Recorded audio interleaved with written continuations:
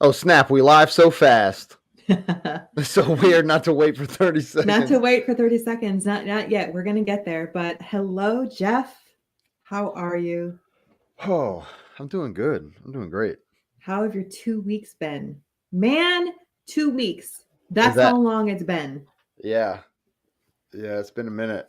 And I don't Um, know. I don't know why we didn't meet. I mean, not like there's been anything going on. I mean, straight slackers. Just totally, you know. Have zero ambition in life, right? Have no drive, No motivation. No stick to itiveness. no No goals. gumption. No gumption. No, none of those things. Like, who Not does that? us. So tell me, how are you? Are you I mean, I'm recovered? doing, I would say, I got back into training on the Monday. So, yeah, I did a little 2 mile walk the next day. And this Just to was stay loose? yeah, just it's like a recovery thing, keeping your heart rate low and just kind of like Hmm. getting movement in. You never let anything, just like straight beat you down, like, or I mean, if it does, even if you can just keep moving a little bit, even if it's just like a little bit, like whether it might be Yeah. a little bit of stretching, whether it's some kind of like movement or something like that. This year was huge. I don't want to say from like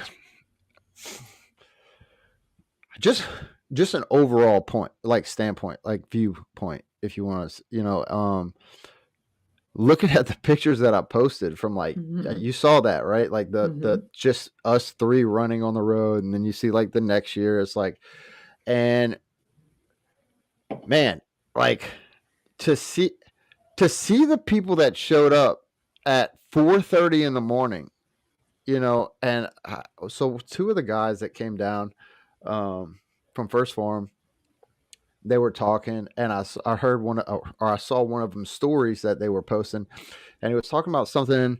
He was talking about perspective, but he had mentioned something about like, man, we're not really going to get a whole lot of sleep. We're going to have to get up super early or whatever. And then my guy Jeff, Jeff, like my First Form coach Jeff, friend and all that stuff. He's like, bro, when we wake up, they will have never went to sleep and done 100 miles. That's the difference.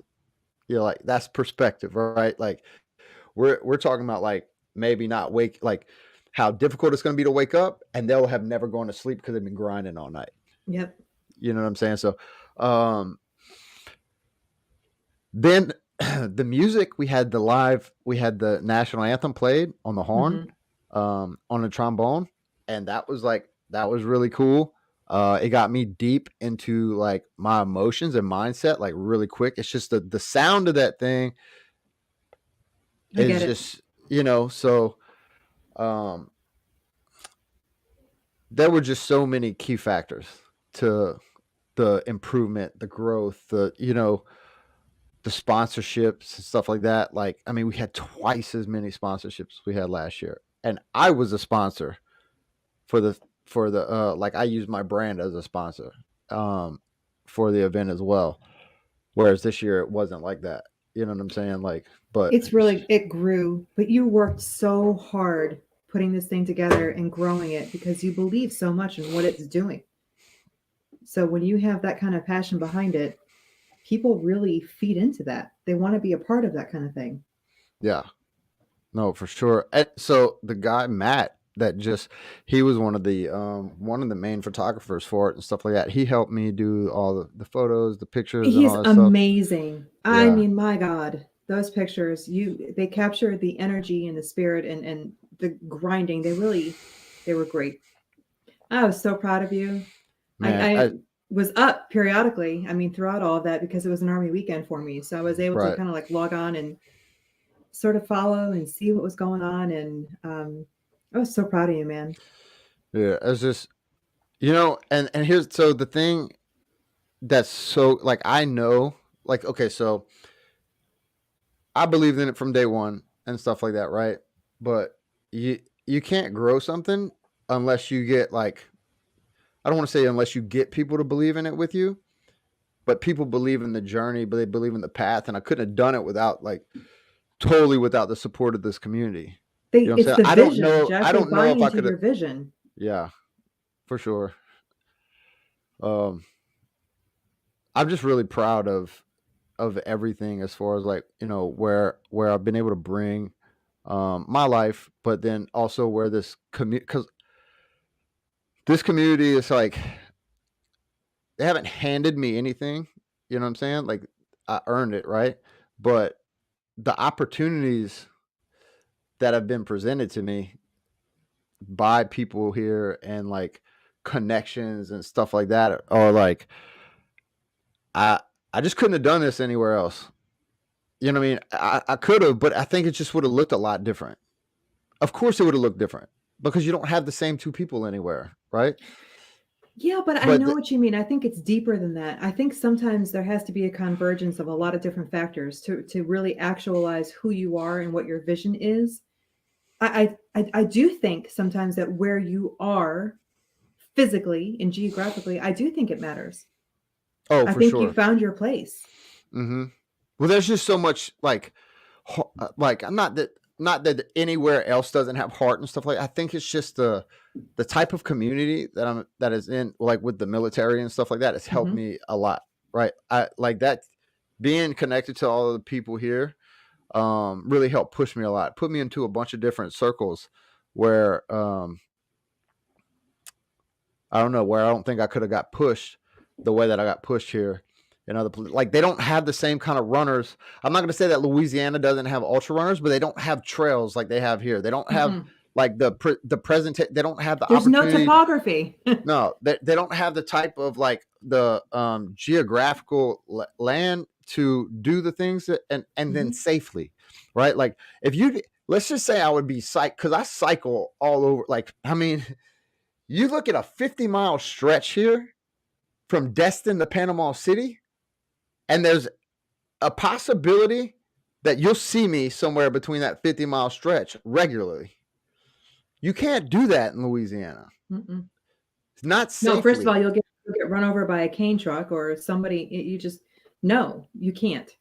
Um, and there's, it's really kind of funny that we're talking about this now. See, and I think it's important for our the bluffers to know you and I do not talk about a show before a show. Oh no, yeah, When we come yeah, into a show, like we deliberately, the first couple shows I think we did, and then I think we realized it is better for us to save all that. So we don't talk.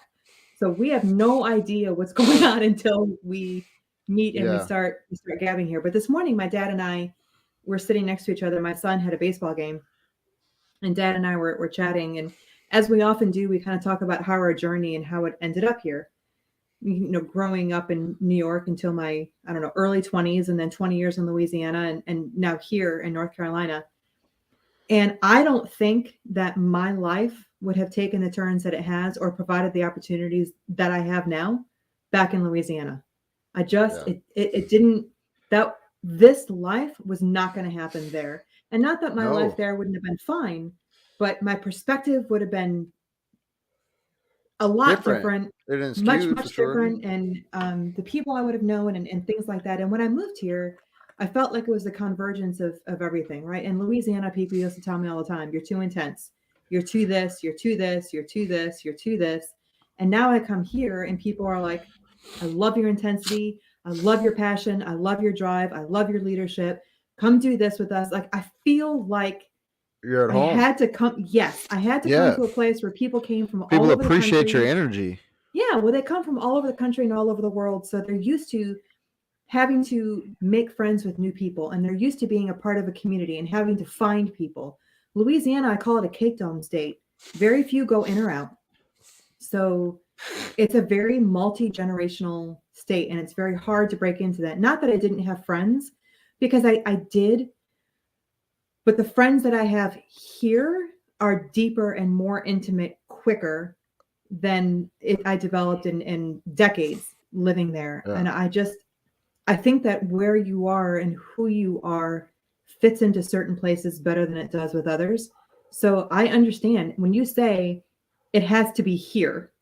Like my journey, it had to happen here. I get it. I understand that, because there's no way I break into the corporate world, because what corporate? What corporate do you have over what there? what corporate exactly?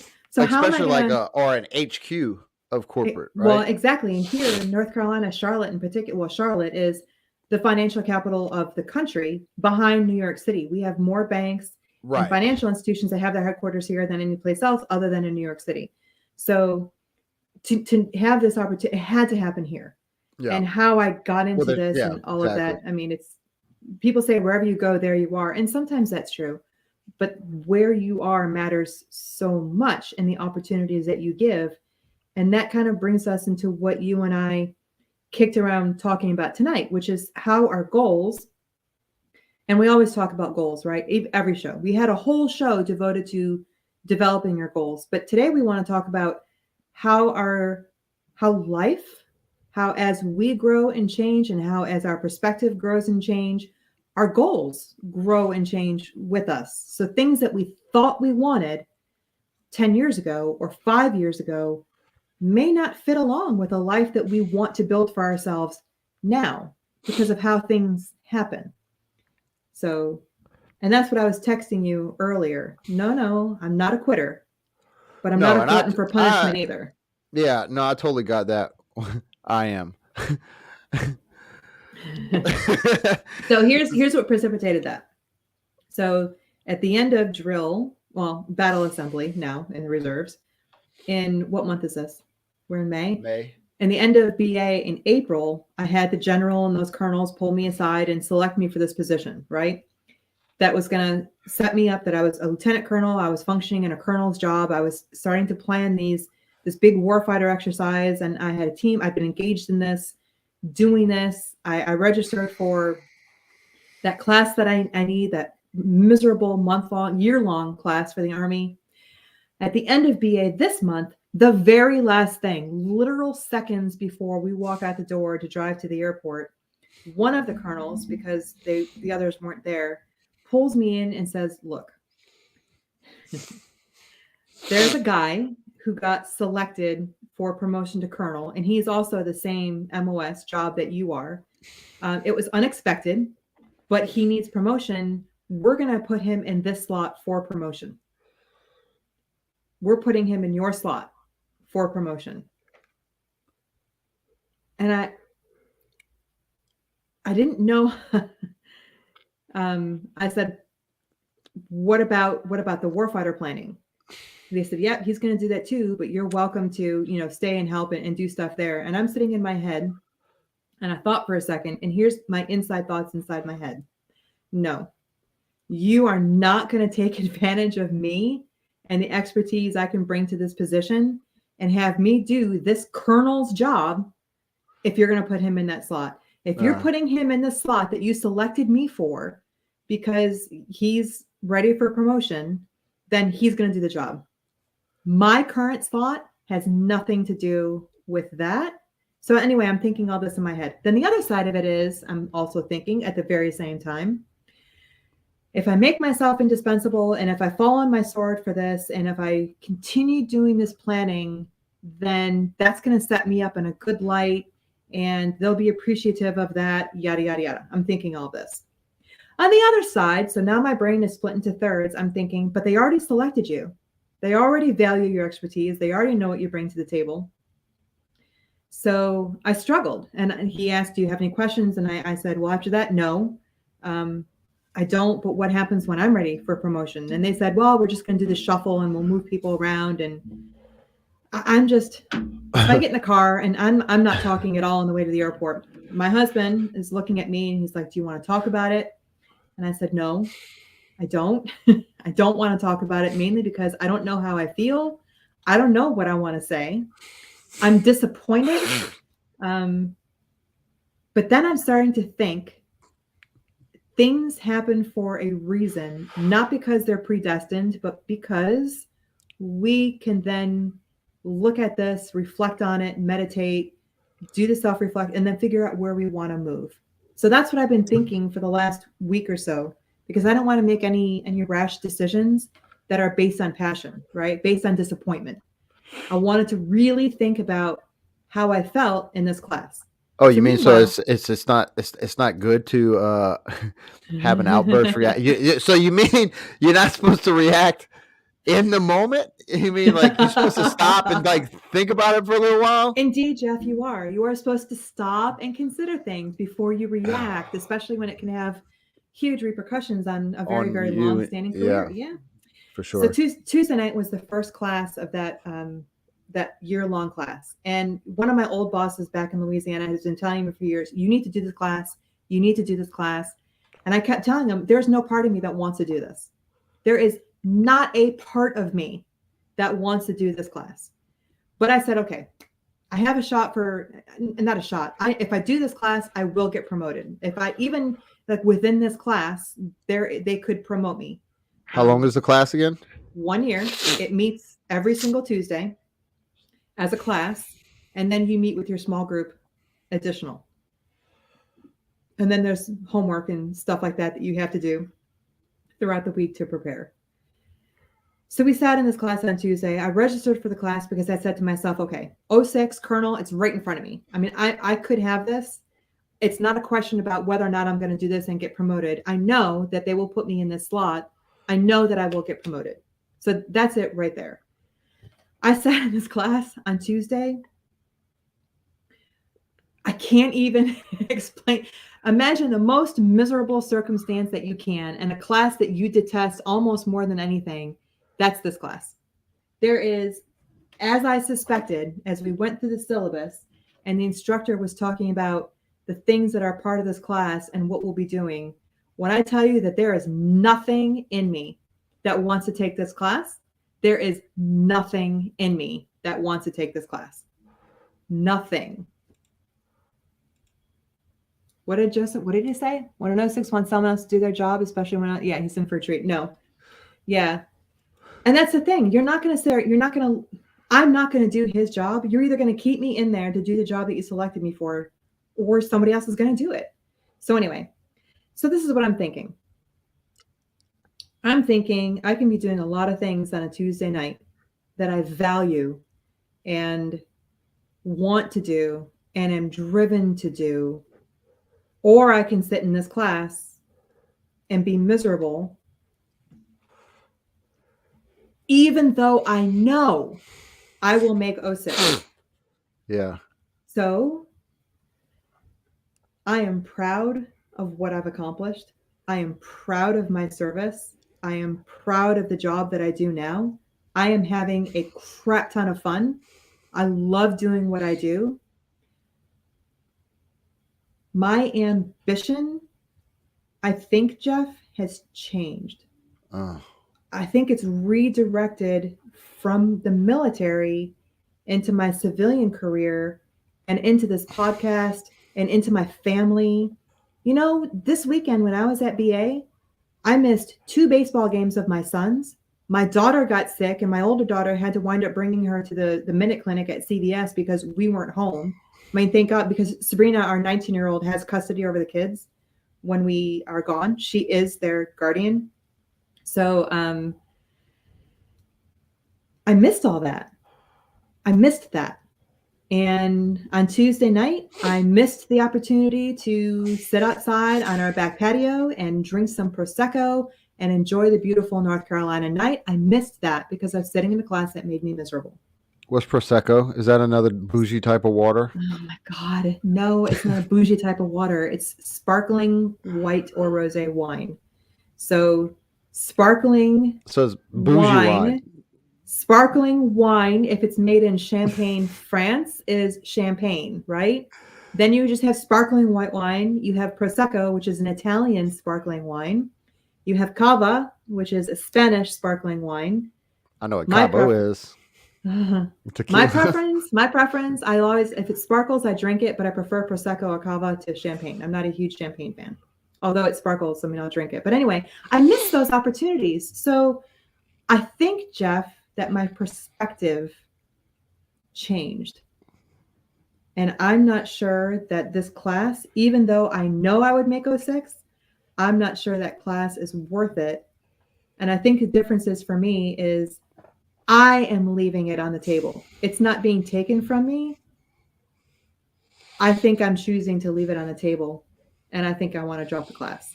So you're saying that your compass has changed direction My a little bit? it you know what, Jeff? It did, because what were my 4 points on my compass? The heck were my 4 points? The military, my personal life, my career, and my family, right? Maybe the military isn't such a huge part of it anymore. Maybe there are other things But look how that quick that shifted. it That did. was just like 2 weeks ago, because that was the last episode, right? The compass. Yep. Yeah, it was. Well, no, the compass wasn't our last episode. We talked about it, but it wasn't the last episode. Good comfort. Where's compass? I think it was a couple episodes ago. Was it? Yeah, it Is was that recent. Last week, last time we talked about in about mental a health year, and we're gonna be like, man, you remember that episode we did a year ago? Like, I actually, we'll be do you on know? podcast like 50 something then. Well, first, but do you know that this is our 10th episode? What? This is double digits, man. This is yeah. episode 10. Diaz. Is it Diaz? Diaz. Diez or Diaz? Diez is Italian. Personal, professional, military, and community. So I think that, sorry, it took me that long to find it because we were chatting. It took me that long, I think, to kind of realize it. But you're right. I think that life kind of, it progresses on a fairly steady state. And then I think change is exponential. I think it's explosive. I think you kind of continue along, and then I think it explodes. And then I think you kind of go along again. But I think that when you realize that there's been a shift in your perspective and your priority, I think it's an explosive realization. I think it kind of like angles this way, and then shoo, it changes like that. So how much time have you invested into, like, and this is going to sound weird, right? Like, how much time have you invested? And I know it's your military is your personal career, but so how much time have you invested into your military career versus like what you've done out, like civilian career? You know what I'm saying? Not much into the civilian thing. So this is kind of like new and shiny right now, right? Mm-hmm. Whereas I mean, how long have you been in? 28 and a half years. 28 and a half years. Enlisted in commission. Dude, like, that's an incredible, like, not saying that you're done with that, but I mean, like, I don't want to even say that you've exhausted it, but by the time that you get to like 20, you've kind of exhausted that thing, right? But you put 8 years more into it because that's just the type of person you're in. You're going to give it everything you've got. You know what I'm saying? So, and that's, I think I have, Jeff. I think I've given it everything I've got, and I just don't know. And how many people have given something everything they've got for as long as you've given it everything that you got, and have, like, correct me if I'm wrong, but like a pretty flawless record of like the or how would I say that? Like, when I say flawless record, pristine. You know what I'm saying? Like, such a nice track record, right? Mm-hmm. The rapport that you have in that career is phenomenal, right? Like, you can look at your career, you can look at my 12 years in, and you'd be like, yours a little, you know? But yours, on the other hand, is like, that's a successful military career.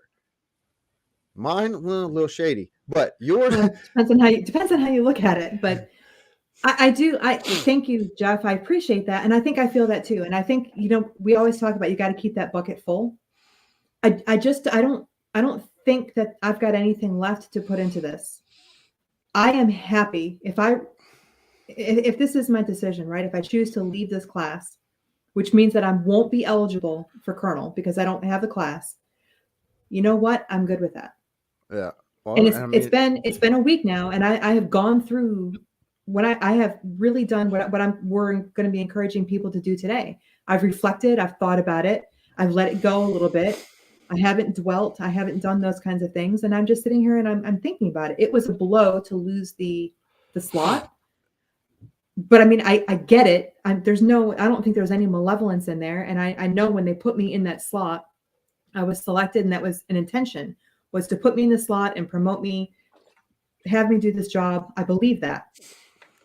I also believe that this guy that they're putting in the slot that I had needs this to get promoted. So happy for him, good for him. Um, but I think it gave me the opportunity to reflect and say, what do you want to do with your life? You know what, Geoff?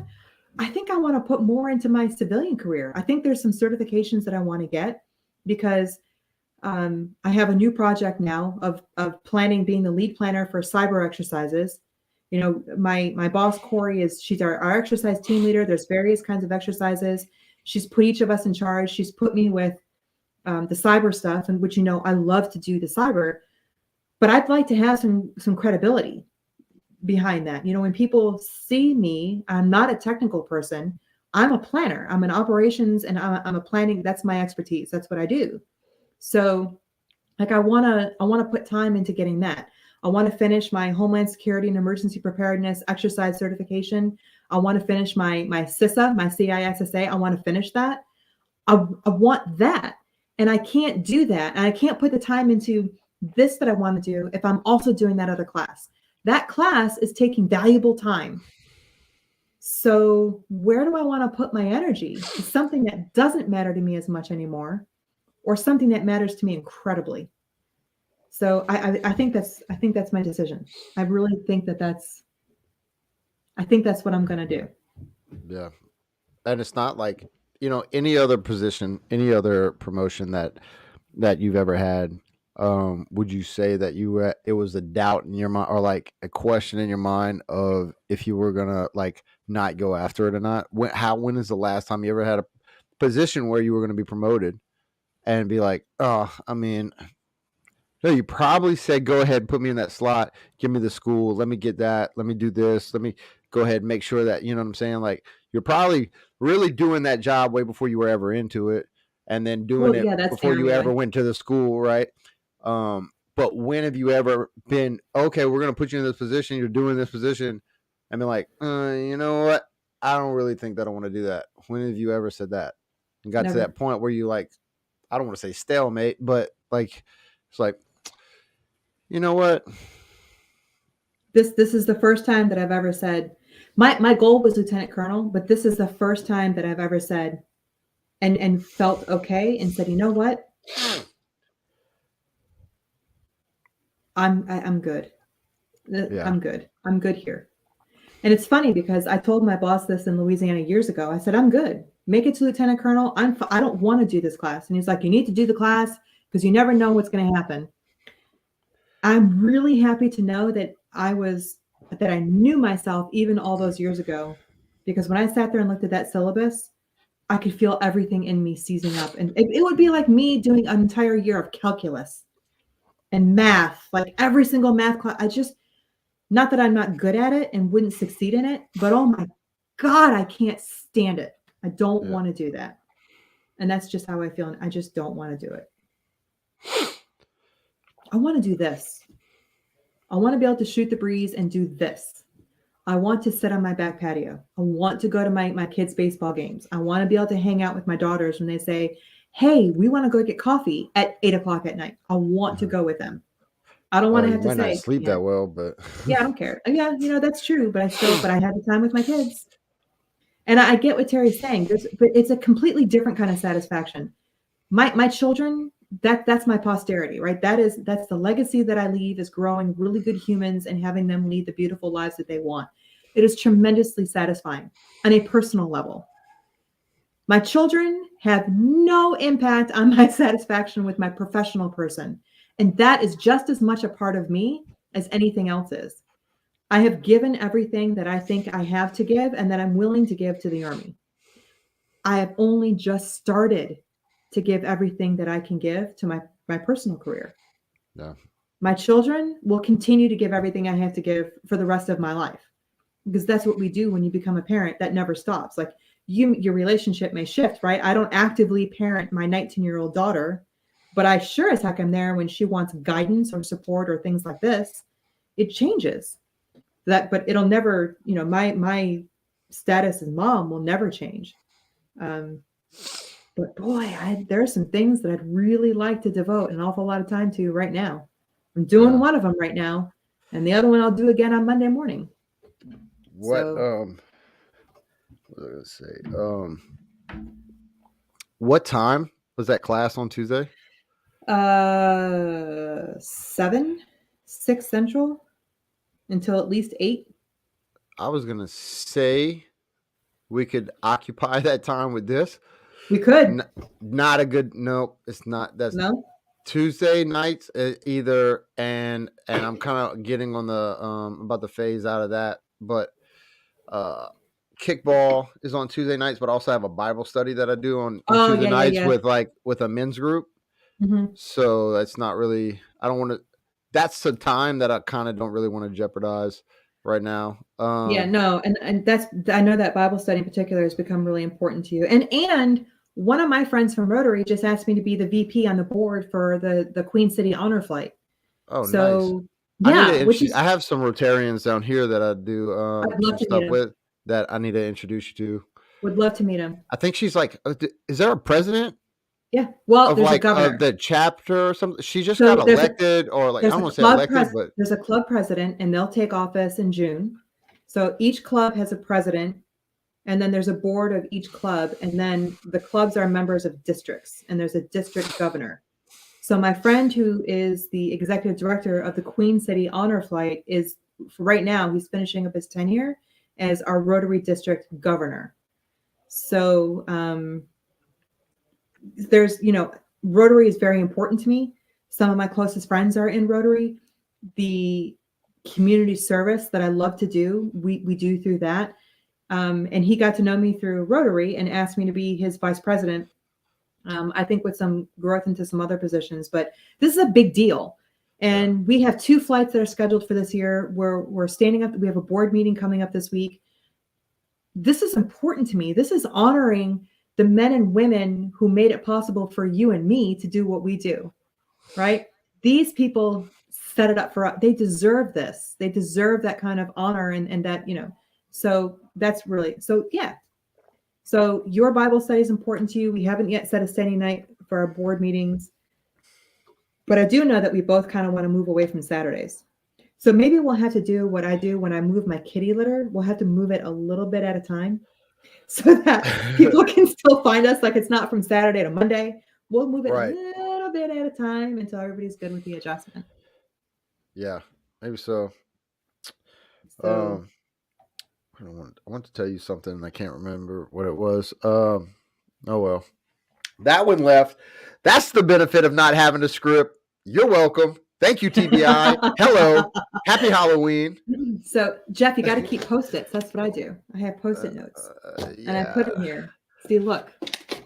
Yeah, but I think I'm so intelligent that that I'm not gonna forget everything that I forget. I just had it again. Oh well, that one's gone. Anyway, if I do remember, you're gonna just see me immediately shift. Just please do. Because we never do that. We don't do quick pivots in this show. Right. I will hit an about face real fast. And then forget everything that squirrel gone, Yeah. Oh, got it. All right. Boom. Yeah, I just had to like run this audible and bullshit everybody real quick. You know what I'm saying? Just kind of like throw this little we're gonna so I was on the phone, I almost forgot again. I was on the phone with a guy. He told me to call him after the event. And so I hit him up, and I'm not going to put his name out there right now, but he's already done some pretty big things for me, especially as an athlete, helping me and stuff like that. And this guy, we're on the phone. He's like, man, whether you know it or not, you've got a gift. Whether you believe in it, whether you whatever. He's like, you need to speak. It's one of the things that you need to do. He's like, you might not be comfortable doing it, but your story deserves to be told. And I want to help you get to a point where you can monetize it and, be speaking. And we didn't, but like I was talking to a guy today and he was like, dude, you deserve to be getting paid $10,000 every time you say something. Wow. Not every time you say anything, but like when I know what you mean. setting up and I've had this vision, this goal of like setting up a summit setting up a inspiration summit, a networking inspiration summit, right? Like, so that's just like something that, so that would be, excuse me, that would be something that would be that's extremely important to me, and it's something that I've actually like envisioned Mm-hmm. speaking in front of thousands of people. Yep, we've talked about it often. And so whenever he said that, I was like, man, it's funny that you say that. As uncomfortable as I get to speak in front of a bunch of people, I know that the reason that I'm so uncomfortable up there is because that's what I'm supposed to do. Mm-hmm. Because it fills me with this passion and fear at the same time. I want to tell you my story. I want to give you the best version of my story. I want to, like, not perfect. I want to tell it to you in a form, in a way, in with an energy that just like lights you on fire, that makes you just be like, you know what that guy just said, if he can do that, if he can come from the life that he lived and do this, man, I can do anything. And maybe you can't do anything, but you can do anything that you want to be great at. You know what I'm saying? So yep. And I think that you do have that, and people connect with you because your story is compelling, but it's not just what you came from, it's what you do now and what you feel now that I think people find the most compelling. Your journey informed who you are, and it's who you are that people really want to connect with, because there's something there's a kindredness, like a kindred spirit about you that people can really latch onto. So I think, man, if what does kindred mean? What is kindred? You're going to ask me to define something, and I can only use it in context. So when something is a kindred spirit, it means that there's like a visceral connection that you have with somebody that is instantly identifiable. You can latch onto it and you can grab it, and then it's almost. Is it like a positive energy, kind of like almost like It's like a tangible, positive. Like almost like, oh, like a relatability, just, almost like, oh, look, there you go, the relatability. That's right? Exactly what it is. It means like it's the same kind, but it's something. When you say that somebody's a kindred spirit, it's not just that they're saying they're like you. It's that they're like you and you recognize it in a very visceral sort of way. It's a very deep connection. So you don't call somebody a kindred spirit just because you have a loose, oh, we share the same experience. When you share the same thing and it leads to a similar kind of outlook, that's the kindred spiritness of it. And people want to connect with that, because even if they don't have the depth of trauma or the complete devolution and evolution of your life that you've experienced, people can still see in themselves a piece of that. Like they see their own experiences in their life. And if they don't rate theirs against yours, they can connect with you. It's when people say, well, my life hasn't been as bad as that. I didn't go through that, so we must not have anything to talk about. If you look at it in context and say it's trauma, however it manifests, and look what he did, look what I can do. And it's not just that, it's look at the passion that you devote to the things that you do now. Look how you devote your life to living for the things that can make people's lives better. Everybody wants to do that. I've met very few people who said community service is stupid and I don't want to do anything to make people's lives better. I don't know that I've ever actually met anybody like that. I think everybody gets inspired by somebody who lives their life in the service of others. I think everybody does. Yeah. Anybody worth knowing, I think, feels that. Check, like, what do you, like, so when you say, like, do you think about anybody that's been through any kind of trauma or anything negative in their life, and like the people that commit suicide, it doesn't matter what, nobody looks at what they did, say, oh, well, their life wasn't that bad, I don't know why they committed suicide. Mm-hmm. Nobody's ranking that previous stuff, right? They're just like, man, that's a really sad story. That's sad. Nobody ever goes and says, oh, well, I don't know why this son of a gun done committed suicide, because, like, what was so hard about their life? Nobody's like, oh man, that stuff was really affecting him. Whatever took place in his life for him to get to that point, nobody's challenging it, right? Nope. Like, but why? So we go and we do that to ourselves. If you had trauma, this trauma plus time can equal suicide.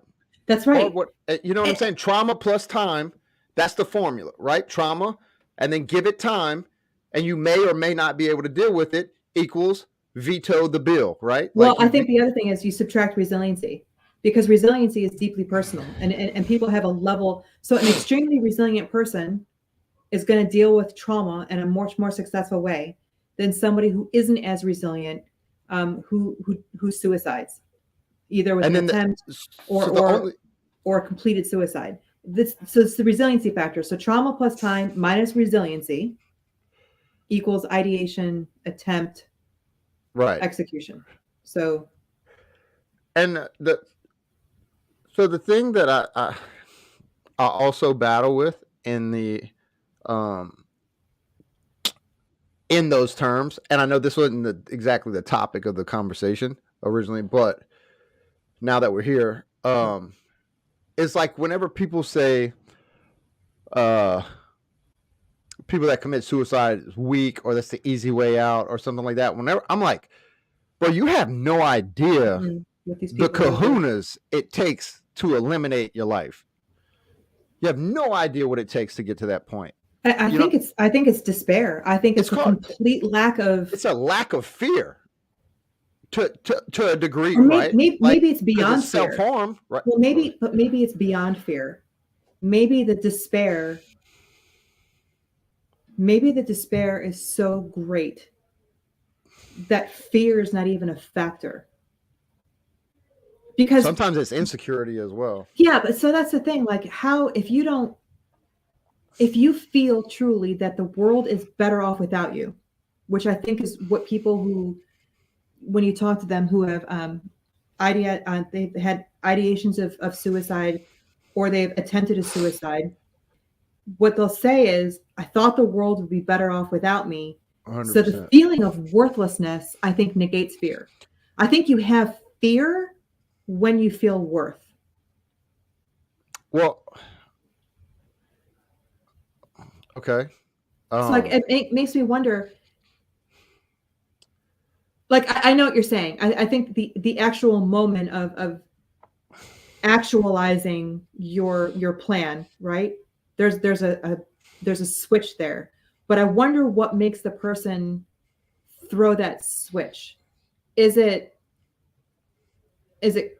guts, like you're suggesting, or is it such a sense of worthlessness that fear doesn't even come into the factor? It's not even a factor. Sometimes it's guts, sometimes it's guilt, sometimes it's like, making it through something, survivor's guilt too. That's a whole different thing of like, when you have to see another person's family and stuff like that, like, it's just it's such a like massive amount of reasons. There's so many different things with like so many different scenarios. There's so many different, like, whatever it could be, and it's not always, sometimes it's this long. What about the lack of humility for some people? Yeah. Because sometimes it's like, oh, well, I gambled everything that I had. I just lost the house, right? Like that's or a car. And then they can't handle that going back to zero thing, right? Like, you know what I'm saying? That's a whole, and so there's again, and that's self-created. You know what I'm saying? Or like that type of addiction. But again, it's something else that you just don't understand, because if you're going to put your house up, you're going to put your estate up, whatever, for something like that, on a gamble of like, well, you feel like you've lost everything. What more is there to live for? I'm ashamed of what I've done. So yeah, maybe that's what you said before, right? With shame, guilt. Yeah. I don't know. But I do know one thing, regardless of why people ideate or follow through, there's a lack of resiliency. There's a lack of that, because resiliency means that you thrive. You may not thrive through it, but you push through it. That's what resiliency is. That's why people spend so much time teaching this and reinforcing these skills because it's resiliency. So whatever the reason is to do it, it's the resiliency factor. The higher it is, the less likely it is that somebody's going to do that. So that's why I think when you and I, whenever we have these conversations, it always comes back to building those skills so that we can live them every day and develop it. And it should be a relief to everybody to learn that it's a skill. It's not a talent. You're not born with resiliency. Yeah, no, for sure. It's not something that comes very like natural. No, it's not. That's a learned. going through it's you either got to see it. You got to see people in action doing it and understand that's just like a way of life. Mm-hmm. It's easier to do if you're surrounded by resilient people, right? Which again, there's all these like.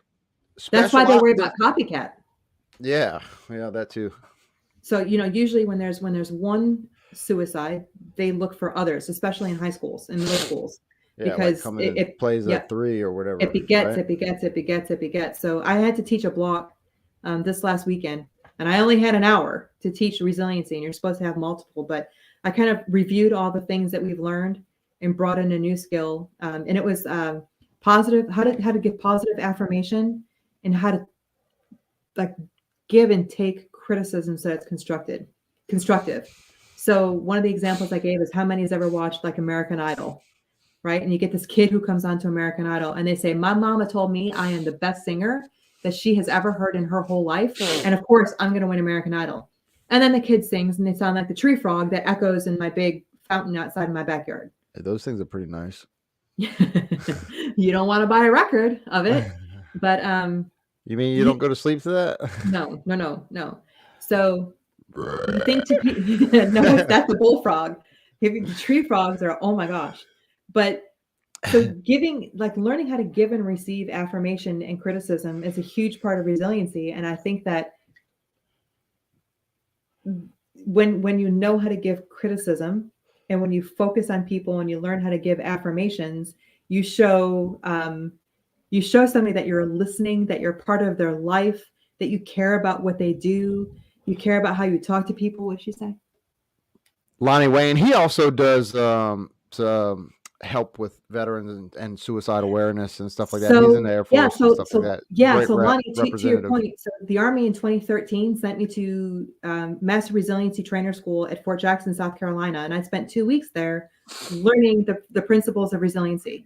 So learning how to use them, how to employ them, how to teach them, and I've been teaching it for 10 years now to veterans and to soldiers and National Guard and Reserve and whatever, teaching these things. Taught them to my students. Whenever I have an opportunity to bring these in, I bring them in and I teach them. One of my peers at my new unit says, can I go to the school or where can I learn these things? Because I really think this will benefit my civilian job. Like if we bring these things in, if we talk about these things. I taught them when I was practicing law because lawyers are they have the highest professional rating of suicide attempt and actualized suicide. So you teach resiliency to attorneys because why? There's so much pressure and stress, but you know who has the highest or who used to have the highest? Dentists. I don't understand that one. I'm not a dentist, but so anyway, there are a ton of principles, Lonnie, that are really helpful and very fun to teach modules. So anyway, I love teaching resiliency. It's a way for me to connect with soldiers of all levels because it's a mandatory class. So everybody comes and sits in. You might have 100 people, 200 people, 300 people, however you're teaching, sitting in this class. And I'm moving up and down the rows and engaging and doing these things. And I have a blast teaching it.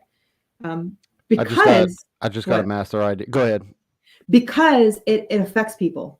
So whenever I teach it, I use my kids as examples. I use pictures of my house, pictures of my life. Like I always try to bring it in a military environment to use my civilian things because I want them to see that this isn't military learning. This is learning that we're using in the military to strengthen resiliency among our soldiers, particularly in the reserve components who deploy so much, particularly our National Guard brothers and sisters, because not only do they have the federal mission, but they have their state missions as well. So, you can deploy 5, 6, 7 times in a year if it's a really bad year and for multiple weeks at a time.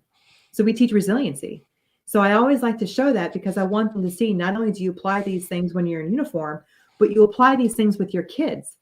When we talked about giving positive affirmation, there's this great TikTok video that I showed. My daughter sent it to me a few weeks ago. It's of this little girl who I guess had her mom sit, probably, I mean, maybe 7 years old, sit for a portrait that this little girl drew of her mom with just a pen. And when she showed it to her mother looked down at it and said, "What is this? Is this me?" And the little girl like threw herself back on the couch, distraught.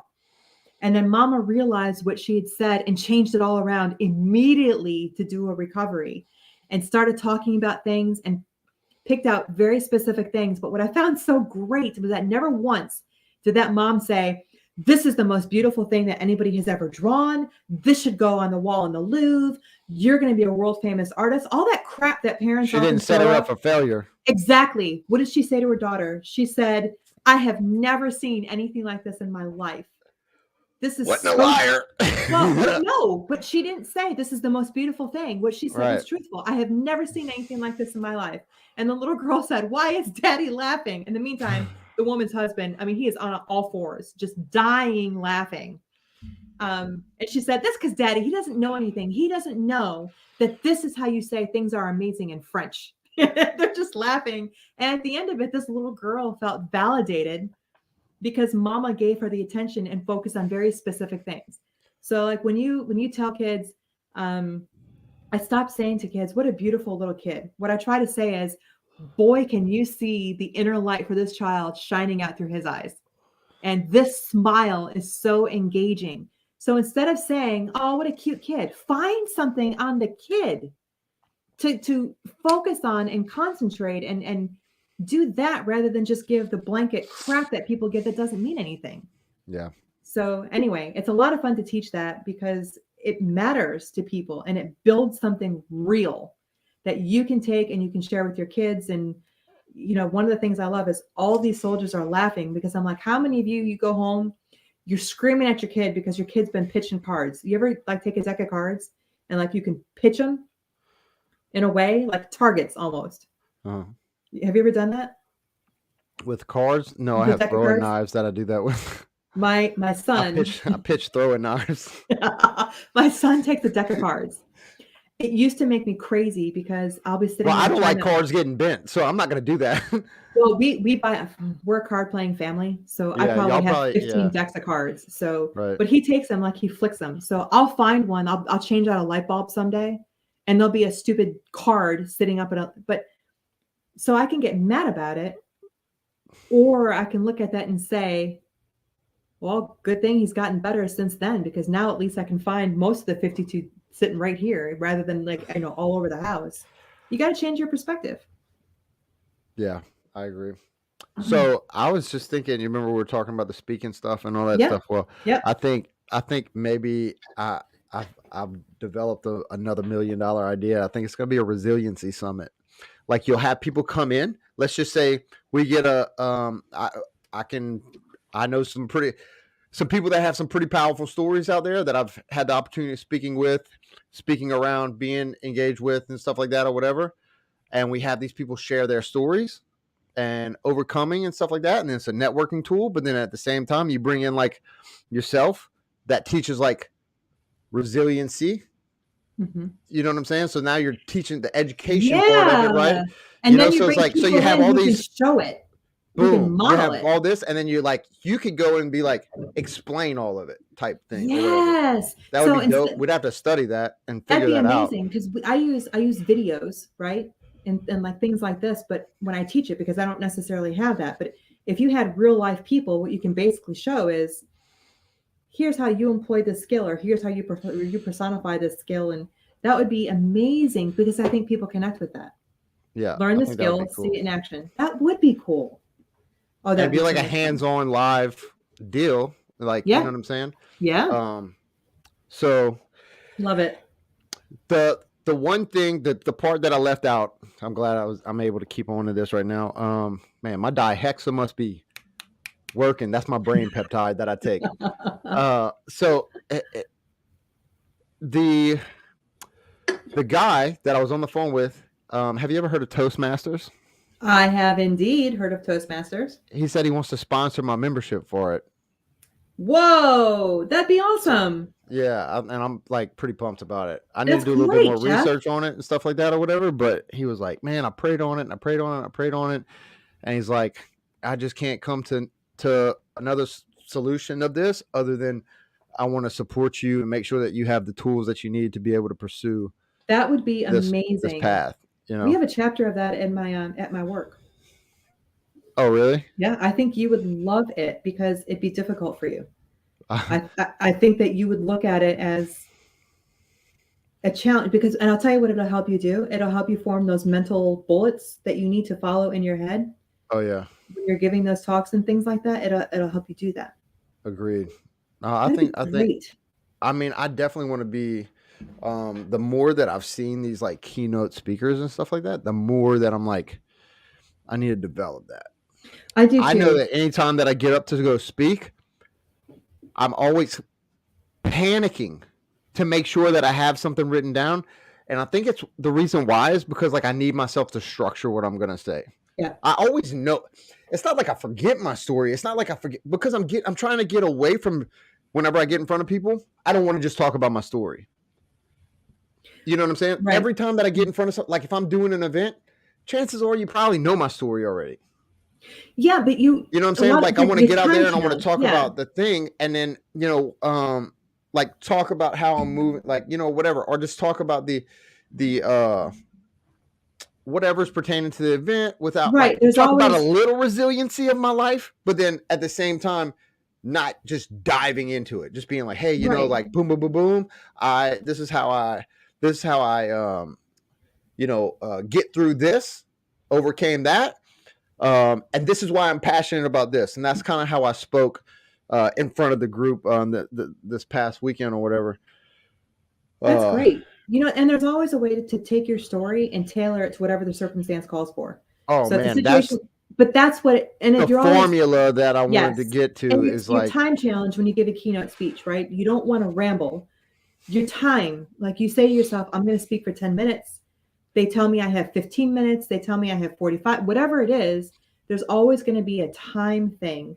And you need to make sure that you plan it out so that you can give the speech that you want based on your life as it pertains to whatever the event is. yeah, That's why that kind of thing is going to be great.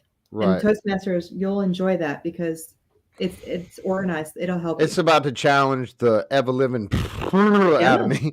Yeah. So I'm excited about that. That's one of the big things that I have coming up. That is awesome, Geoff. Well, we're talking about goals and how things shift. And however, I don't have something that's like like in the educational format like that, but I have a situation that took place recently where obviously I was doing set 22 this past weekend, and it was successful. We got the 100-mile cycling, the marathon, and then when I'm on the tire flip, a couple things happened out there. My back almost immediately blew up.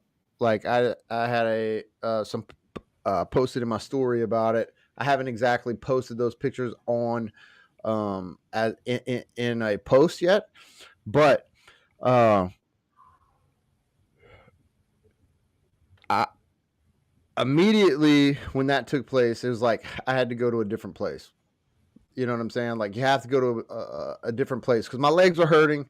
They were a little bit tired, but now my back is like in a jacked up place because I was being lazy, and now definitions of lazy vary from person to person. Yes, I'm scratching my head thinking, huh? So I compromised my form, and I'm bending over a lot, right? And so like my back just got really jacked up really quick. And then I have a good friend of mine, TJ Burns, and then like my whole Panama City crew. That's like a good bit of those guys are out there, guys, girls. And then Lynn is like counting. She's got a official clicker to count every flip of the tire. This is the first time this has ever been done like this because I wanted to get an accurate count. I knew over the past 2 years that I've been doing this, it was I had approximated 648 flips. Per mile? Is per that what it is mile. in a mile? Okay. So how did I get that? I've took the tire. I took the tire. I'm too ADD by myself, or whatever you want to call it, to flip the tire for the entire 400 meters and count that mindfully, because there's just too much. Just whatever. It's So I easy get to to lose it too. it's easy. It's easy to lose it. So I flip it for 100 because I know I can hold on to that, and whatever it was equaled up to 140. Whatever the flips for that 100 were, I multiplied that times 4. Well, guess what? You've got 2 turns on a track, like 2 corners, right? Like you got the a track is shaped kind of like an oval, so you got 2 straights and then you got 2 corners. Well, all I did was flip on the straight, counted that, doubled that, It's different. multiplied that times 4, and then multiplied that times 4 again. Mm-hmm. Right? Right. And that's going to give you, so that gave me 648. We got past when we got to the end of the first lap, it was 213 flips. I knew immediately I was way off, but I'd rather be way off on the low Then than off said on the high. I did 848 flips and it actually only been 648. So I'm cool with that. I'm cool with being wrong in the aspect that like I under delivered or said a lower number than than it was, because I would much rather say a lower number and it be higher than say that. Exactly. I understand. Okay, so we get through the tire flips, and I'm like struggling for the first 2 laps, quite a bit. The last 2 laps, I didn't stop once on the 3rd lap. And I didn't stop once on the, I didn't do 10 flips and then like stop or anything like that. That was the first 2 laps where I did that. The last 2 laps, I did 200 plus flips, without stopping. Good for and you. And then here's the killing part.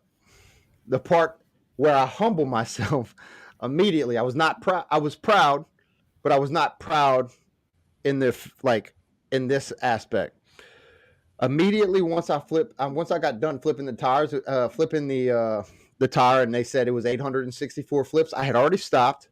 I'd already came out of my mindset. I had already sat down. I'd already crossed the finish line in my mind, because I knew that whenever I flipped when I flipped it for flip number 1, that I was going to finish the mile. Okay? But whenever I got to a mile and then I found out that it was 864 flips, and I had already pulled myself out of that mindset, sat down, and all this other stuff, I immediately wanted 1,000. Oh my God. And I thought I was weak. I beat myself up for it. Since that day, I was like, every time that I talk to somebody, I mention this. That's how bad it's eating me up. I was like, 136 more flips, you would have had 1,000, dude. You couldn't have done that. Why? You couldn't see it the whole way through. Why didn't you just level up and then just go for what that would not that the rest of it wasn't inspiring, but it's that never settle mentality of I want to be the best version I can. I want to be the best. That would have just been oh, you know what? We got a little bit left. We got a little bit more gas in the tank, but I don't know. So that goal immediately shifted. When I hit a mile, I started looking for something else. I started looking for something else to be able to, I was like, oh, well, and I mean, there wasn't much of it, and I'm not drinking. Yeah. Immediately when the event was over, look, we took a bunch of pictures. I had a bunch of fun. We had the crawfish and everything like that. But for me, it was a very proud moment to connect with these people, with my supporters and I can friends see it in and your everything face like in the that. pictures. Oh yeah. I wasn't run down. I wasn't yes, I was exhausted when I tried to speak again after the event was over and stuff like that. I couldn't talk. I was gassed mentally of where I had to be for that 24-hour period. It had to have been an emotional, because you've been gearing up for it for so long, and now it had to have been an emotional. I'm not going to say a relief, but to have it be done, I don't. It just had to have been My mom said I did 20 push-ups. No, actually, I did 22 push-ups. I finished the tire flip and I dropped down and I did 22 push-ups. It's funny, nobody counted them. So I thought about you. We did an ACFT last weekend. It was just a diagnostic. And I thought about you because I said to myself, all right, Geoff, my daughter wants to get wrapped into this gym. We're going to go, we're going to take care of it, and we're going to start doing that. So I got a hike I'm doing tomorrow. And then we start just getting into it, because now I've almost met my goal weight. I've actually decided not to do weight. I'm going to do body fat instead. But I had you in my head thinking about all the things that you were putting yourself through last weekend when I was just running through the diagnostic ACFT and thinking to myself, Geoff would be kicking my ass right now if he saw how much I was struggling doing some of these things. So it's time. I won't do what Jazz did. I mean, she ran her first marathon this weekend. Yeah. Doing what you do, that's amazing. I am not going to, that is not my goal.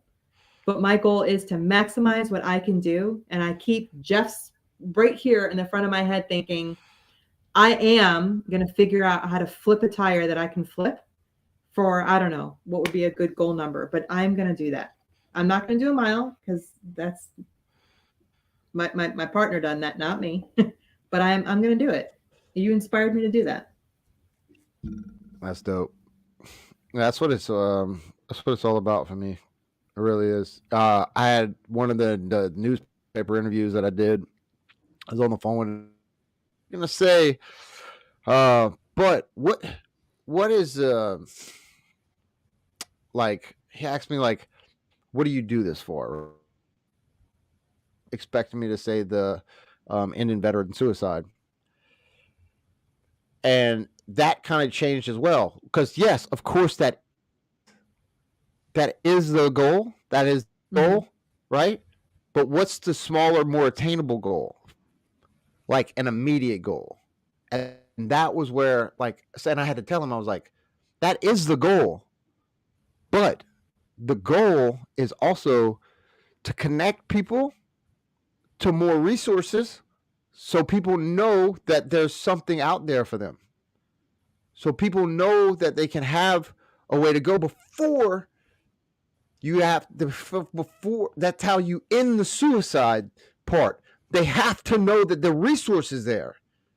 The connections. That it's not bad enough to go here, but the resource is there to not get to that point. To not have you have that thought? Man, hold on. I know I have resources over here that could probably get me out of some deep shit. You know? Yep. And being able to connect with somebody that like can help you get there. Because if you look at somebody and you say, all right, man, I know if he did it, I can do it too. And I just hope that I don't get, that whenever I go so far into this journey, I know I'm going to get to a very successful point in my life. I know that I'm going to I'm not going to be one day, I'm not going to be renting, I'm not going to be under the stress of like having to move and working or whatever. Like I'm going to be to a point where like I'm going to own several houses. I'm going to, and I'm just putting that out there because I know it. Right. That I don't want people to forget that I'm not an overnight success right here. And I'm still very broke right here where I'm at. This is 3 years in the making. This is actually 37 years in the making. You know what I'm saying? This is 37 years of this to this, right? Like I bought off on all the bullshit in my life. You have to buy off on that whenever people have like, we have a time limit on this contract. Okay, well, cool. Don't sweat me on how long it took me to get there. Just know that I made it to the end date. Just know that I fulfilled the contract within the time limit. You step at a time. It's a step at a time. It's a piece at a time. It's a bite at a time. It's progress. It's one step in front of the other. One foot moving forward. Progress over perfection. Exactly. Nothing happens overnight. And people think ending veteran suicide is this huge thing. Well, how do you end veteran suicide? One person at a time. That's how you end it. one person at a time, and you keep moving forward and giving the tools and things like that. How do you have multiple houses, Geoff? One house at a time. Mm-hmm. How do you achieve this degree? How do you achieve these things that you have? How do you get 50 And sponsors? what's even One smaller sponsor than at a that? time. One sponsor at a time. One, it's just $1 at a time. One sale at a time. Now you're breaking it down. Like where, oh well, I might have Yep. a couple sales a month. What happens when you get Look, to a couple sales a day? And that forward is takes time, forward. That's right? right. This is what I Because keep telling people. There's no, you don't have, there's no pace on progress. Forward is forward, however long it takes. As long as you're putting what you have into it, it doesn't matter. Just get there. right. So, speaking of getting there, I am immensely proud of you. I know that you have some other things that you're starting to ramp up for soon, but this has been a big one. Set 22 that's been a big one that you've It been was dealing with for a so while. stressful. So like, and when I say so stressful, it was just like um getting on the same page with some people, getting on like when you when you have to run an event and participate in it at the same time, there's a whole different beast because you're trying to train in the process of all this stuff. You're having to line up all this. You know how many days that like I had to cut my training short due to meetings or like meeting up with people or traveling here or traveling like not far. But if I'm on the road here in Destin, like it's an hour one way to go 30 miles. It's an hour another way to come the other way back. It's an hour. Like everything is like another hour, another hour. So you spend more time on the road than the actual connection. So it's like social media has been extremely beneficial Yeah. because that's another thing. The phone, social media, whatever. I spent so much time on the phone, even whenever I was doing training. I'm sitting there like I'm cycling on my bike, and I'm like sending messages, sending voice messages, sending whatever, like trying to constantly. It's all networking. It's all like it's And that's why you get so everything's. frustrated when people would duck out of meetings or not tell you because you are balancing your day into minutes. Oh, 100%. So, 15 yeah. minute blocks, basically. Yep. But I try to do things by an hour. I'm like, bro, you're gonna have to tighten up, dude. Your time is getting so thin, it's literally breaking down into quarters of the hour. Yeah. And that is beautiful for me because when I was first at the VA, I read this book by Dr. Billy Alls Brooks, and it's a keys to blueprint to success type book. Got positive affirmations in it. It's got like success questions where it makes you think. Like talks about like who are your people you look up to, who are your like mentors, and just kind of like get you thinking about this stuff. And when you think about that stuff and you write that stuff down, man, I've gone and I've read like some of the pages that I have in there, and I'm like, bro, your goals are so different now. You have accomplished way more than you had for a vision. Not the big goals, not the massive goals, but like everything that I wanted to happen in like a somewhat of a remote time period, way surpassed that. You want to like I wanted to be in a magazine. I've been in a few of them.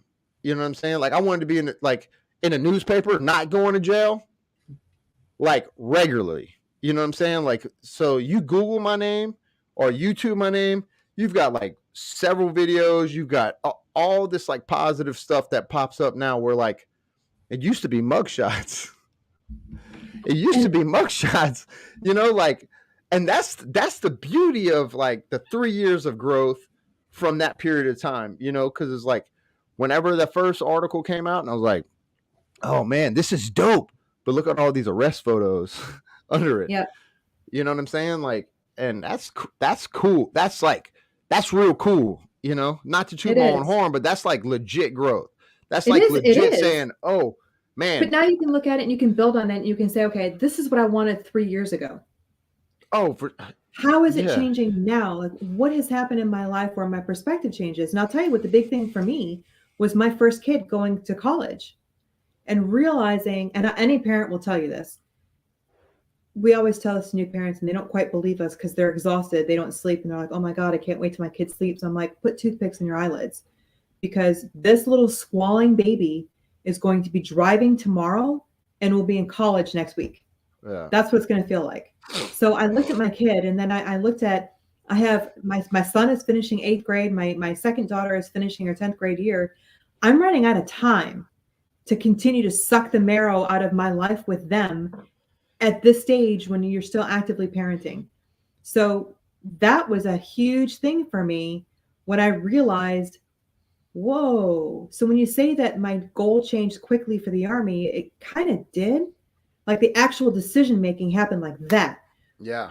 But the move up to it, like I think in my head, I've probably been It was a gentle mulling these things letdown, kind over of. for a while. What? It was kind of like a I don't want to say a gentle letdown, but it was kind of, well, it was kind of like a oh, there, look, take this little shot in your ribs real quick. Oh, Yeah. wait, maybe that Maybe.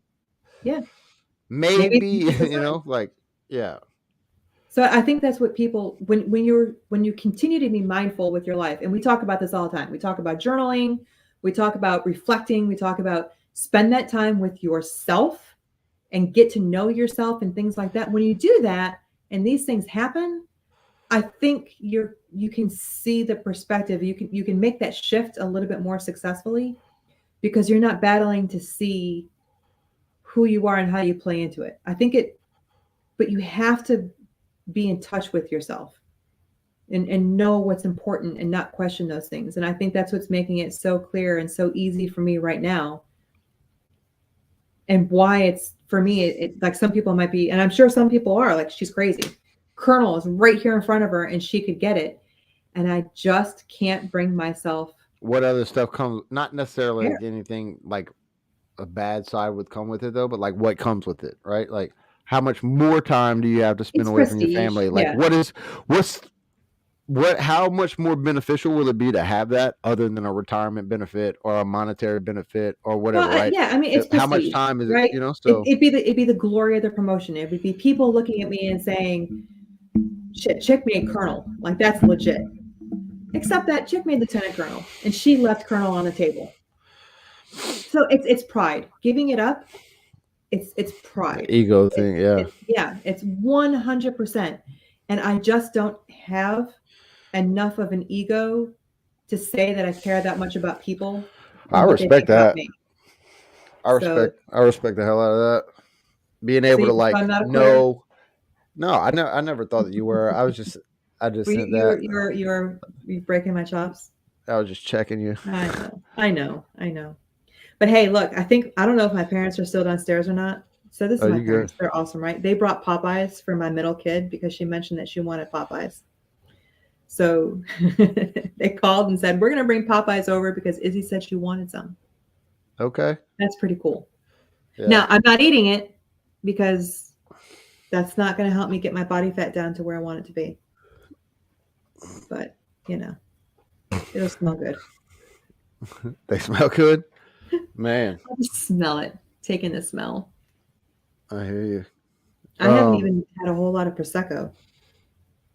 Bubbly? I drink lots of that. That's right. the bougie water, Mama T. Yeah, we already know that. We already know that's the. I know. They're going to be our first sponsor someday. I think we'll have some other sponsors before that. Maybe. I don't think the water is going to be. I don't see them doing that one. It would be to their benefit, but I don't think it's coming. We'll see. We have to get our viewership beyond what it is. So yeah, for sure. All right, man. We appreciate all those, though. We do appreciate. We do. The world out of people that. Caroline is at prom tonight. Oh, nice. I told her she had to send pictures. Is she still? Oh, wait! She just did. She looks awesome. That's awesome. She wore a red, looks like a pink suit, and her date looks amazing. She looks awesome.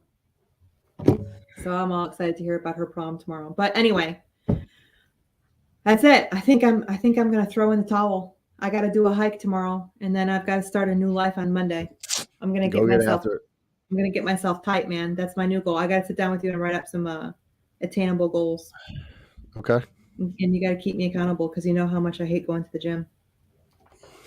I want the effect. I want the strength in my body, but I just want it to happen.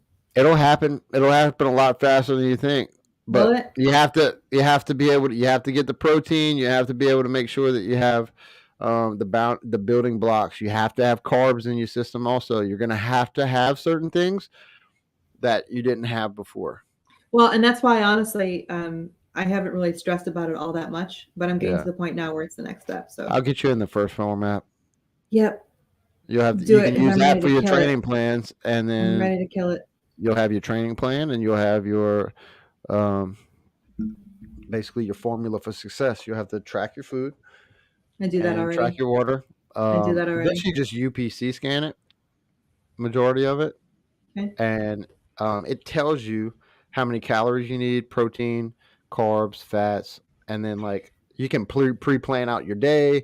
You can do all that good stuff. You So know, who's gonna join me on this journey? So I know I'm gonna challenge our viewers right now. So I have good building blocks already for physical fitness because of the Army, but I am a little long in the tooth, which means that it's going to be harder for me to attain the musculature that I want to have and that I want to continue. So if you're going to join me, let's send me some messages. Let's do this little thing where we encourage each other and hold each other accountable. And Geoff is going to be the granddaddy of all of it. So anyway, so join us as always. Share. I don't care what you do with the rest of your night. You got to share this thing because share it. we've got a lot to share and we've got a lot to bring in with people and we feed off the conversation here. So like, follow, share on Facebook and YouTube and on our podcast platforms. Communicate with us, continue to reach out. We love this stuff. Support Geoff and all the endeavors that he does for all these amazing functions that he does. And we're going to develop some of these things and bring them to you someday live and direct. We are growing What's the Bluff. We are going to grow it because it needs to be grown. This needs to be out there. People need this. We got the Miracle Grow in it. We do. We got to figure out what the Miracle Grow Plant formula mamas. is. Yeah. Yeah. So anyway, Geoff, I'm proud of you. I'm proud of what you've accomplished. I'm proud to share this journey with you. I love the time that I have with you. I appreciate you, man. So I'm proud of you too, being able to thank you. recognize things for what they are and being able to appreciate and accept when things may be coming to a stalemate, if you will. Yeah, You know, and just knowing where you can give 100% somewhere else, right? Like, that's right. and we're going to continue to grow. We're going to continue to educate, entertain, inspire, and impact people's lives. You can find us on at Geoff Spire on Instagram, at Cristina Tiza Capella on Instagram, Facebook. It's Geoff at whatthebluff.com, Cristina at whatthebluff.com. What else am I forgetting? Lots of ways to find us. Lots of Lots of ways to ways do to it. find Maybe us. I think that's one of the things my daughter suggested, Sabrina. We need to do like all of this and then just bring it into the pod after, so we make sure that we don't forget all of this. But thank you for joining us. We missed some of our regulars who weren't able to come. We're happy to see some of our regulars who are. Always great to Jazz see is new at work. faces. But we Yep. had a few people pop on for We this. did. We sure did. Always great to meet new faces and have new conversations. I know that Geoff and I grow and thrive from all of this. So thanks for sharing part of your week with us. We will see you next week. We're going to have to work out what we're going to do on the night of the 4th because Cristina going to be in Ireland.